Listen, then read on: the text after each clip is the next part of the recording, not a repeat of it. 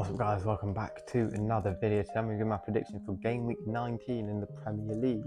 This should be going out on Christmas Day, so once again I want to wish you all a Merry Christmas if you haven't seen the last video, which is also going out today.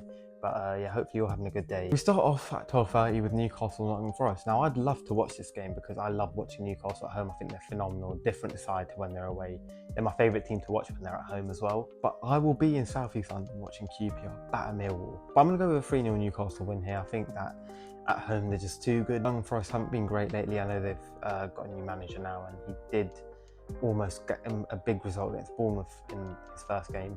But I still think Newcastle just have too much. I'm expecting a big return from Anthony Gordon. I'm the captain of FPL. I'm hoping Isak and Trippier do something as well. Newcastle won 8 out of their 9 home games this season. They have the second best record behind only Aston Villa. And I don't really see a lot of people talking about Newcastle's home record, which is a bit of a shame because I think more people should be talking about it. Bournemouth against Fulham, I'm going with a 3-1 Bournemouth win. Fulham lost at home to Burnley last time out in a game where I thought they were definitely the better side. But Bournemouth are just too good. 5 wins out of 6. They're at home. Dominic Solanke's coming off the back of a hat-trick. I think it'll be really tough for Fulham to get anything here. If they do, I'll be very, very surprised and impressed. But I'm hoping Bournemouth can get the job done. Like I said, Solanke's in phenomenal form. Semenyo's been really good as well. A big game in the relegation battle. Sheffield United, Luton, 2 of the teams that came up last year. I'm going with a 2-0 win for the Blades. As a home side, I think that they should be aiming to win this game. They beat Brentford in their last home game. They got a point away at Villa. Luton beat Newcastle last time up, which was a great result, and they put in a really good performance as well. But I think away from home, Luton are much worse than they are at home. Sheffield United have Cameron Archer, who I think should hopefully get at least 1 goal in this game. Sheffield United probably need to win this game if they are to have a chance of staying up. I think if Luton win, they could very much stay up. But I'm not expecting them to win here. I'd be very surprised if Sheffield United don't win, considering the improvements they've made since Wilder's come in. They look so much better, so much more organised, so much hungrier. And I think that should be able to get them through this one. Burnley against Liverpool. Now I'm actually going to go with a 1-1 draw here. A bit controversial. This would mean Liverpool have gone winless in 3 games in a row in the Premier League. But I just think that, I just have a feeling, man, I can feel it. Burnley are at home, but I do think they're probably a better away team than they are at home, because I think that incentivises people to go at them when Burnley are away, and that allows Burnley to capitalise a bit better. But Liverpool aren't great away from home. They've struggled in a few away games this season. And I know Liverpool have much better quality, but I don't know, man. I've just got a feeling. I've just got a really weird feeling. Manchester United against Aston Villa on the final Boxing Day fixture. I've gone with the 2-1 Aston Villa win. I think they've just got too much quality. I don't even know why I've given Manchester United a goal, because they can't score. They haven't scored in like 5 consecutive games. Boylan yet to score after playing almost 1,000 minutes of Premier League football. Aston Villa obviously drew their last game at home, Sheffield United. A really disappointing result. They need to put it right here. They've got the quality to beat Man United. They've obviously had a bit of extra rest as well. They should be able to win this very comfortably, in my opinion. And I do lose here. Does Erik ten Hag finally get sacked? Because what will it take for him to go? He's been so bad. Man United have no identity, no play style, nothing. And all the players they brought in have been players he's wanted. Look at what Unai Emery's done at Aston Villa. Now, he came in with the same team that Gerrard had, who were down in 15th, 16th. He took them into Europe.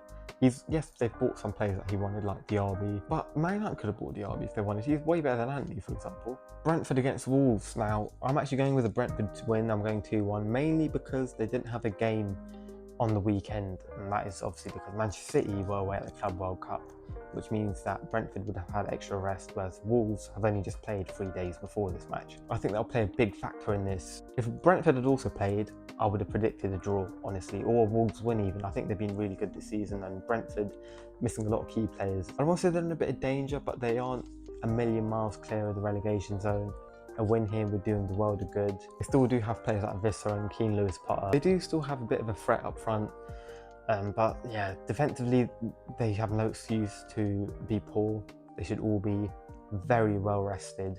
And if they don't win, it's a really poor result for Brentford. London derby, Chelsea against Crystal Palace. Now, what I said about the previous game could also kind of apply here. Crystal Palace played on Thursday, which was the 21st, whereas Chelsea played on Sunday, which was the 24th.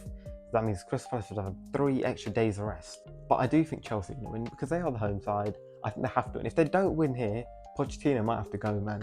He's been so bad. He really has. Like, they did have a bit of a play style at the start, even when they weren't getting results. Then they got a couple of results. And now they just look horrendous. They have so many good players at disposal that he's just not using. And dropping points against the Crystal Palace side that haven't looked amazing, that have dropped a lot of points. I know they've got Eze back now and Elise back, but still, at home Chelsea should be winning this, especially with Nkunku back now. Obviously the fatigue could play a factor in it, with Crystal Palace having 3 whole extra days of rest and very little travelling to do when they move going up a little bit. Everton against Manchester City, I'm going with a 1-1 draw. Honestly, I think Everton could actually win this as well because they just look really good. I think if Haaland is fit to start, White pockets him. I don't think De Bruyne starts, I don't think Doku starts, and Rodri might not be risked either because of his injury that he did pick up. I know it's not too serious. It looked really bad at first, but he said he's okay and everything. I still think that they need to take care of him. But at the same time, if they do need to take care of him and he doesn't play, they're going to lose because they're terrible without him. And Everton have been one of the best sides in the league this season. I've loved watching them, man. They play really good football. It's a shame that they had that 10-point deduction and the fact that they started the season quite badly. Otherwise, they could absolutely be in a top 4 race. I'm not even joking about that. I'm being deadly serious. They've been so good. For Man City, obviously, they've had the Club World Cup. They've won that. Good for them. I think they actually had a really good weekend as well because all of their rivals in Aston Villa, Liverpool and Arsenal dropped points. Those are all really good results for Man City, and they need to make sure that they get themselves into a position where they are able to challenge still. This year, Arsenal are much stronger than they were last year, and they ain't going to drop points in the way they did last year. And also, I know Man City can go on 15-game winning streak. I know Doku and De Bruyne and Haaland are all going to come back, but they might leave themselves a bit too much to do. Brighton and Hove Albion against Tottenham Hotspur. I've gone with a 4-2 Tottenham win. Both these sides like to play expansive football. I think Tottenham are better at it than Brighton are. Defensively, Brighton are just all over the place. They concede far too many goals, make too many mistakes, and Tottenham have the players to capitalise on that. Tottenham are still in the title race, like I think they are. They need to win here. Finally, another London derby. Arsenal-West Ham. I've gone with a 3-1 win for Arsenal. I think that at home they should be able to get the job done here. West Ham aren't quite as good away from home as they are at home. So in their last away London derby, they did beat Tottenham. Arsenal coming off the back of a draw away at Liverpool.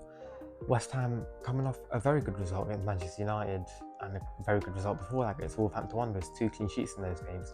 I don't think they'll be able to do that against Arsenal at the Emirates. It'd probably be a bit too much to handle in my opinion. Those are my predictions. Let me know what you think in the comments below, and I'll see you soon for another video.